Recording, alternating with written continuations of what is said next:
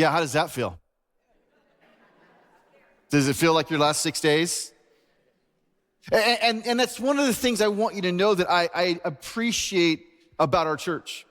It's the truth that no matter what campus you attend, or if you're online, or if you're in person, that very few of us actually grew up the exact same way.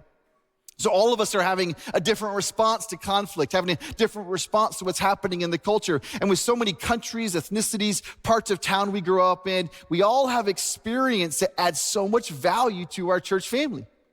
You can be in Hayes County, Travis County, Williamson County, or whatever county you might be in, and yet you add so much value because of your story, and that your story matters, and the way God chose to raise you up and the family that you were in.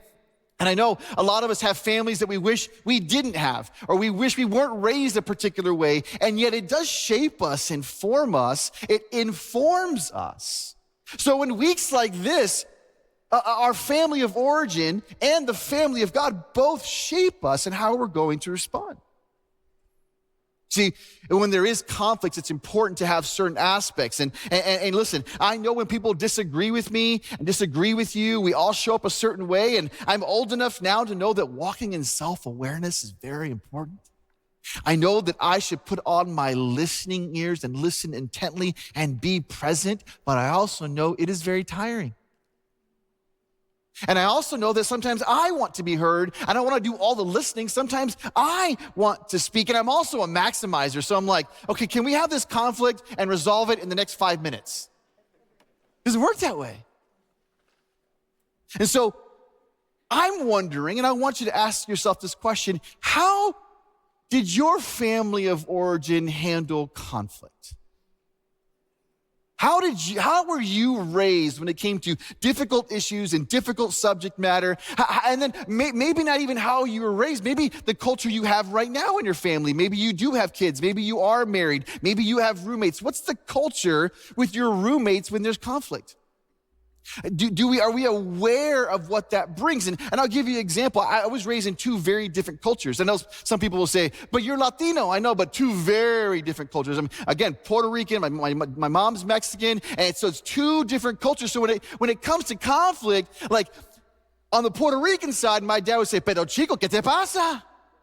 I was always wrong.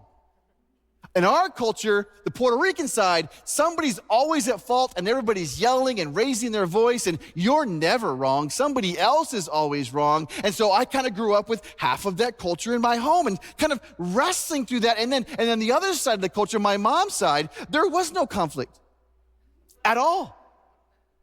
This Mexican side, there was no conflict. You want to know why? Because there was no room for conflict. Nobody asked my opinion on anything. Mom said it. This is what we're doing. Conflict, there's no conflict. You don't even exist.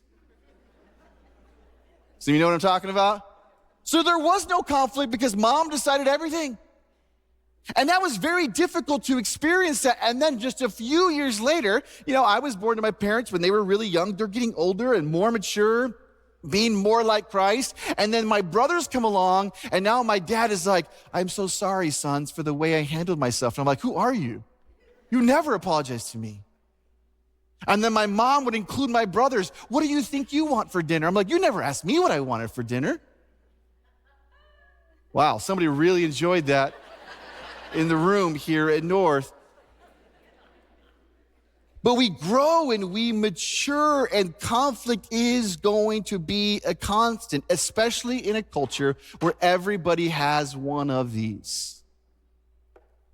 Everybody has one of these. How we use it, how we utilize it, is it a tool, is it a resource, is it a weapon, is on each individual person. And so now at any hour of the day, we know what somebody is eating, what they're selling, what they're feeling, who they're mad at, what they're watching. We have way too much information coming at us, and we're having to process things. And now we have to have opinions about things we didn't even know existed. We need to give answers to questions we didn't even know existed, all the while trying not to offend anybody. So we live in a culture where if we're not careful, we're just doing this all the time. How do I talk to my kids without them telling me I'm toxic? Right? How do I talk to my son without him saying, bro? I'm like, if I hear bro one more time, right? How do we do this? And here's the truth about it. I love this Max Lucado quote. Because conflict is inevitable, but combat is optional. Conflict is inevitable. It's going to happen. But combat is optional. So how do we handle conflict really matters, because there's a root emotion that easily comes out of conflict, and that emotion is anger. And once we tap into the anger, the dynamic of the relationship, the dynamic of the words we speak, the dynamic of everything around us really changes, because we've gone to the lowest common denominator of our humanity, anger. And the truth is, conflict is inevitable, but combat is optional. So how do we handle anger? How do we handle these things? And what I want to do with this series is not necessarily deal with anger itself, but how do we get there? How do we avoid getting there? How do we have a proactive approach to not allow these emotions that we have to dictate our lives, to dictate our relationships, and really set things down a path where we maybe cannot go back? How do we handle these things? And so this series is going to be really short. We're going to base it on 1 Thessalonians, and it's Paul who's writing to the Thessalonians, and they are dealing with anger, apathy, and anxiety. These are new followers of Jesus, and he's trying to walk with them. He's really wanting them to understand, but they've lost some hope. They believe that Jesus is coming back, and that he's already come back and he forgot about them. Anybody ever feel forgotten? So they're feeling now, okay, what does it matter now? So now they're feeling apathy, and they're not doing anything, and they're getting lazy in their faith, because what does it really matter now? Then they're having conflict with other people, and it's causing anger, and all of this leads to an anxiety. And so this is a great chapter, a great book of scripture for us to dive into in this short series leading up to Christmas, as we deal with what is happening that's causing us to be out of control. And we're going to pick it up in Paul's benediction towards the end of the letter in chapter 5, where he's encouraging them to encourage one another and build one another up. So here we go. 1 Thessalonians chapter 5, verse 12 through 18. Now we ask you, brothers and sisters, to acknowledge those who work hard among you, who care for you in the Lord and who admonish you. Hold them in the highest regard and love because of their work, and live in peace and with each other. And we urge you, brothers and sisters, warn those who are idle and disruptive. Encourage the disheartened. Help the weak. Be patient with everyone. And make sure that nobody pays back wrong for wrong, but always strive to do what is good for each other and for everyone else, and rejoice always, and pray continually, and give thanks in all circumstances, for this is God's will for you in Christ Jesus. Over the last few weeks, we've been trying to make sure we give context and what's happening in each of these passages before we talk about how does this apply to our lives. And a couple of things you need to know. First of all, Paul never actually uses the word anger in this passage. Did you notice that? We are talking about anger. He doesn't actually talk about anger at all. You know what he talks about? The symptoms and context in which anger can grow. It's like a petri dish. You guys remember science class, maybe 7th, 8th grade? This is the first time you were introduced to a petri dish where something can grow. Is it the right atmosphere for it to grow? And so that's the context. There's this petri dish of issues happening that, if not taken care of, it's going to lead to anger. So he's addressing the petri dish. Why? Because there's something about anger that gets to the heart of our fallen state as humans. Have you ever said something when you were so angry and later on you could not believe those words came out of your mouth? Have you ever been so angry that you posted something and then somebody texts you and you're like, oh yeah. And then now you have to decide, am I going to double down and say, I believe it? Or are you going to delete it? And even better, are you going to actually apologize? See, our anger can cause this other side of us to come out, and that has nothing to do with who God is. It's who we are. And Paul is wanting us to understand this. I was reading this article earlier this year from Harvard Medical School talking about anger. I find it really interesting. It says this, part of it said this: anger is more than just a physical reaction. In psychological terms, anger is a normal emotional response to a person or situation you believe has treated you unfairly or has otherwise been hurtful or harmful. Anger emerges when you feel threatened, emotionally, physically, financially, or in other ways. At the root of many angry feelings is a sense of powerlessness. I felt how fitting this week that most people voted from a place of powerlessness. Most people are engaging one another from a place of powerlessness. And if we're not careful, it is a petri dish for our anger to arise. Verse 14, and we urge you, brothers and sisters, warn those who are idle and disruptive. What? Encourage the disheartened. Help the weak and be patient with everyone. When you are doom scrolling at 11 o'clock at night, some of you are like, I don't do that. Yes, you do. I do it at 10:30. It doesn't matter. When you are doom scrolling, when you are sharing with your friends and somebody says something, is patience what comes out of your heart?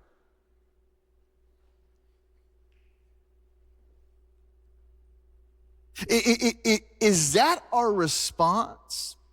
Because if people feel disheartened, weak, and vengeful, and no one is out for their good, it will conjure up feelings of helplessness. And he's encouraging followers of Jesus to help curb those feelings. You might be watching today and you're like, I'm not a follower of Jesus. I'm exploring faith. So is this not for me? These are very practical things that we're going to talk about today. But yes, if you are a follower of Jesus, this is actually an expectation, not a suggestion. Do you know that? Do you know that when we are challenged and encouraged in the way that Paul challenges us, it's not just like, if you feel like it, it'd be great. I know you're kind of having a bad day, but if you're up for it, if you have enough energy, if you have the bandwidth, if you're in the right headspace, could you please just be patient with people? No, he's saying this is the expectation. To be a reflection of Jesus, we walk in this peace. Here's another interesting fact to give us context. Paul uses the word peace 6 times in the 2 letters to the Thessalonians. But this passage is the only time he uses the word peace as a verb. Let me tell you why that matters. Have you ever heard somebody say, I just want world peace? When they're saying that, peace is a noun. It's a thing. So it has no weight in our lives.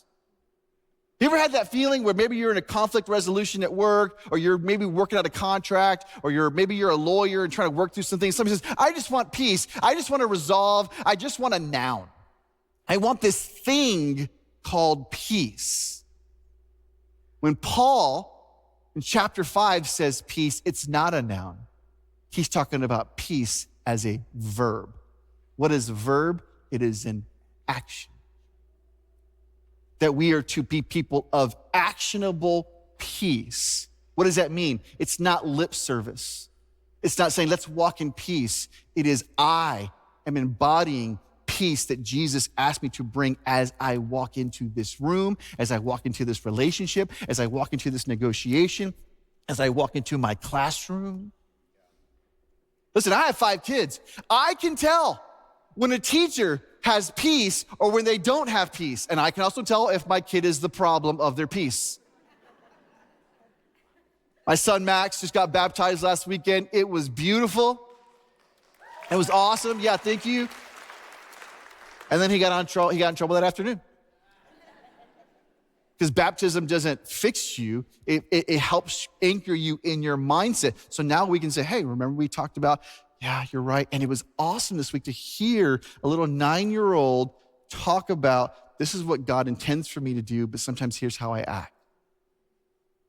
If a 9-year-old can do it, maybe a 29-year-old could do it. Maybe a 49-year-old could do it. It's this mindset of it's not just a thing, it's an action. peace. I love this in 1 Thessalonians chapter 4, different passage. Now, about your love for one another, we do not write to you, for you yourselves have been taught by God to love each other. And in fact, you do love all of God's family throughout Macedonia. Yet we urge you, brothers and sisters, to do so more and more. Some of us are at the end of our love tank. Some of us are at the end of our peace tank. Some of us are at the end of our trust tank. And yet Paul is saying, yeah, now that you're at the end of it, now you've got to do more. And that doesn't feel good, does it? He said, do more, and to make it your ambition to lead a quiet life. And you should mind your own business and work with your hands, just as we told you, so that your daily life may win the respect of outsiders and so that you will not be dependent on anybody. What's he saying here? I love his play on words. He says, make it your ambition, your drive, your focus, your energy to lead a quiet life. Have a drive, be a person of action, to not be a person of drama.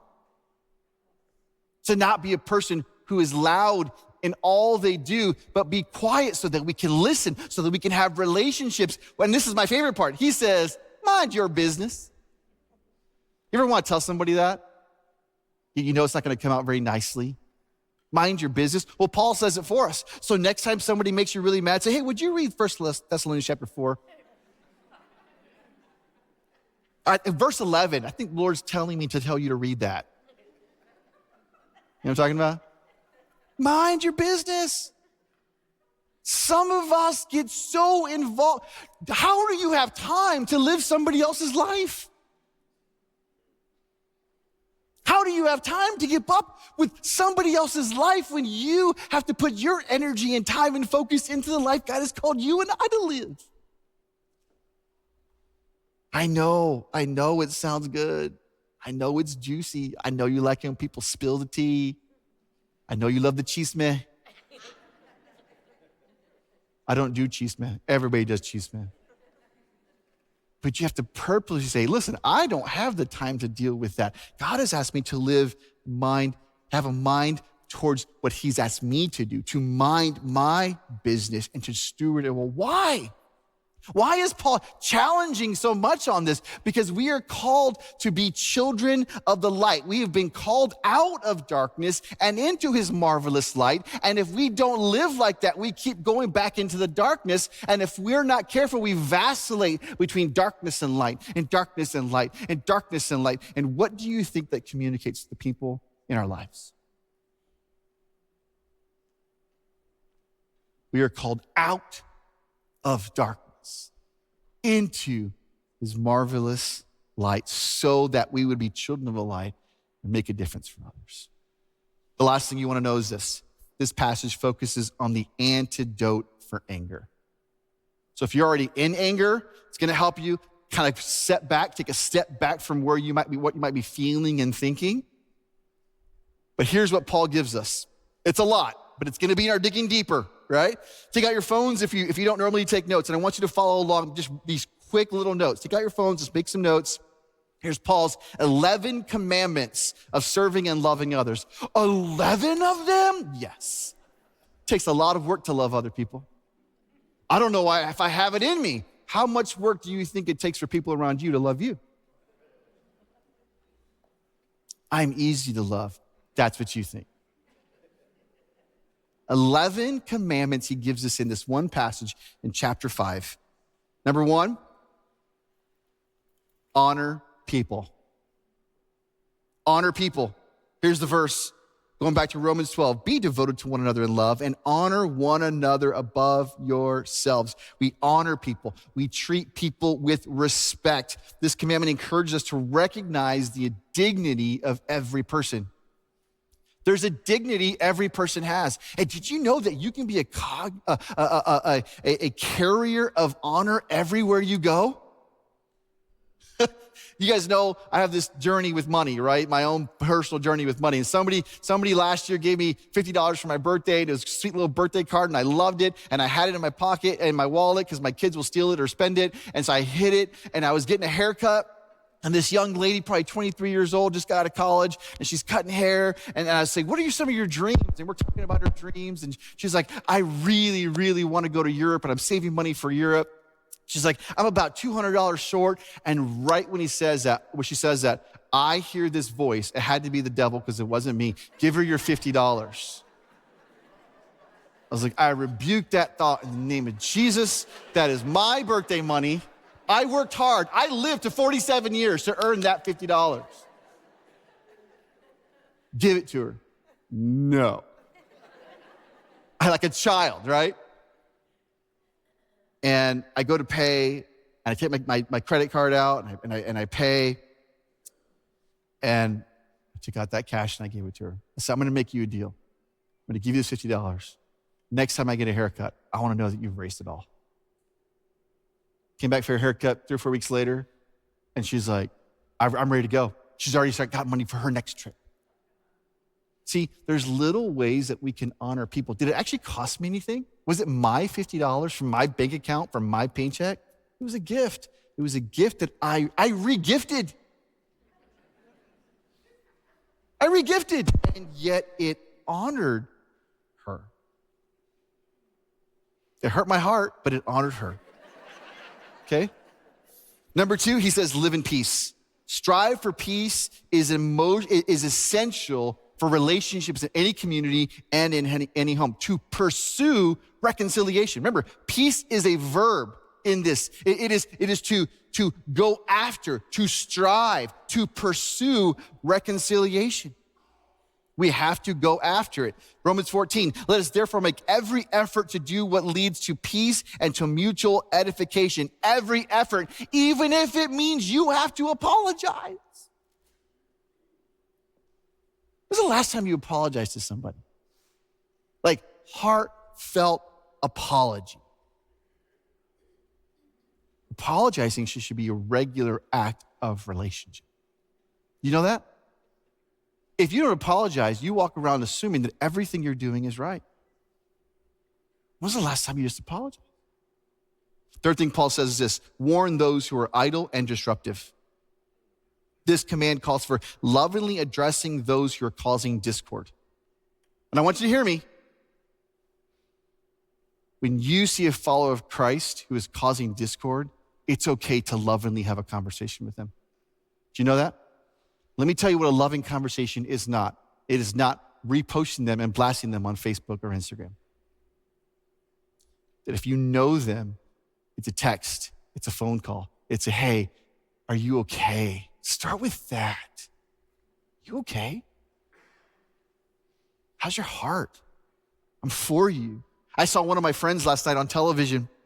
He's the head coach for Texas Tech football, Joey McGuire, and they lost last night, but the fans, the college students got so upset they were throwing things on the field, and Joey McGuire got the microphone for the stadium, was yelling at the students, stop throwing things. Be respectful. He wasn't mad at the students. He was correcting them because they were doing something publicly. He's the head coach of the football team, and he took responsibility. 2 Thessalonians says this: do not regard them as an enemy, but warn them as you would a fellow believer. They're not your enemies because you have to correct them. You love them enough to say, hey, that's not okay. We love you enough to say that. Number 4, encourage the disheartened. Encouragement is a powerful tool in uplifting those who are struggling. When was the last time you saw somebody you know they needed a hug and you just give it to them? Yeah, but I'm not much of a hugger. This isn't about you. I didn't ask if you needed a hug. What encouragement look like for someone else to look at somebody and say, man, you're doing a great job at work? What does it cost you? Well, it's not their official review time. I can't tell them they're doing good. What? Hey, really appreciate you. Encourage. Chapter 5, and we urge you, brothers and sisters, warn those who are idle and disruptive, encourage the disheartened. Number 5, help the weak. Supporting those who are vulnerable is a cornerstone of compassion and community. Let me tell you why it's important to help those who are weak, because we all take turns being the weak one. We all take turns being the weak one. So when you're in a season of strength, help somebody who's weak, because somebody who is strong will come alongside you when you are weak. Galatians 6, carry each other's burdens, and in this way you will fulfill the law of Christ. How about this one? Be patient with everyone. Patience is crucial in nurturing relationships. Be patient with everyone. Patience is the antidote to anger. Why? Because patience is a fruit of God's Spirit. You want to get back to not having so much anger? Walk in patience, forgiveness. Number 7, don't do paybacks. Don't do paybacks. Reject the cycle of revenge. It is vital for personal and communal peace. Don't do paybacks. Romans 12, do not take revenge, my dear friends, but leave room for God's wrath. For it is written, it is mine to avenge and I will repay it. Anger fuels the desire for paybacks. Number 8, strive to do what is good for each other. Just do what's good for the other person. When was the last time you just sat back and just did the right thing? Wisdom. Number 9, rejoice always. Maintain a joyful spirit. Listen, I know that can be annoying for some people when you're struggling. I'm like, yeah, I'm good. I talked to my dad yesterday. My dad's fighting cancer, talking to him, and he's like, yeah, I'm good. Here's what's happening. I'm like, Dad, it's okay to be vulnerable. Dad, it's okay to share how you're feeling. Dad, he goes, yeah, thank you. I appreciate that, but no, I'm good. Like, Dad, you could be dying. Dad, I'm trying to be a good son, making space for my dad. I'm creating space and an environment for him to be vulnerable. And he's like, no, I'm good. I'm going to be there next week. I'm going to make you some Puerto Rican food. I'm like, okay. Because if that were me, I'd be crying every day.